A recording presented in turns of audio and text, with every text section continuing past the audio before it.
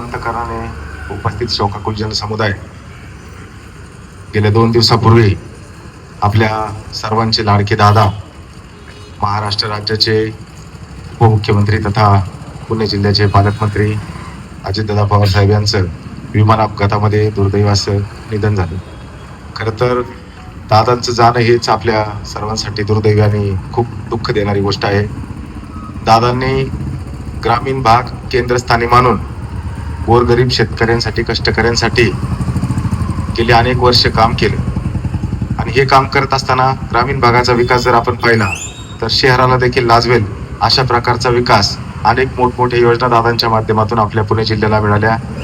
आणि असं दादांचं हे अचानक जाणं म्हणजे सर्वांसाठीच दुःखदायक आहे. खरं तर ही कधीही भरून न येणारी पोकळी निर्माण झालेली आहे. दादांचे काम करण्याची पद्धत खूप वेगळी होती.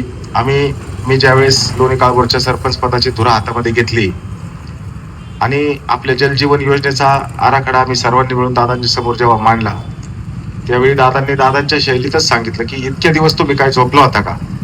तर आम्ही दादांना सांगितलं, दादा आमच्या लक्षात ही गोष्ट आली नाही आणि फक्त 1.5 ते 2 कोटीचीच योजना आमच्या लोणी काळभोर गावासाठी त्या ठिकाणी जिल्हा परिषदेच्या माध्यमातून जलजीवन मिशन अंतर्गत मंजुरी झाली.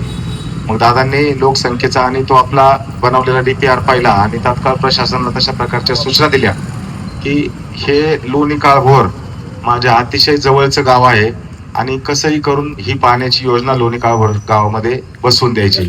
अशा प्रकारच्या सूचना दिल्यानंतर त्या आपल्या गावच्या पाणी योजनेला खऱ्या अर्थानं गती आली आणि दादांनी त्यामध्ये चांगल्या प्रकारचा पुढाकार घेतला आणि आपली लोणी काळभोरची जलजीवन योजना त्या ठिकाणी मार्गात लागली.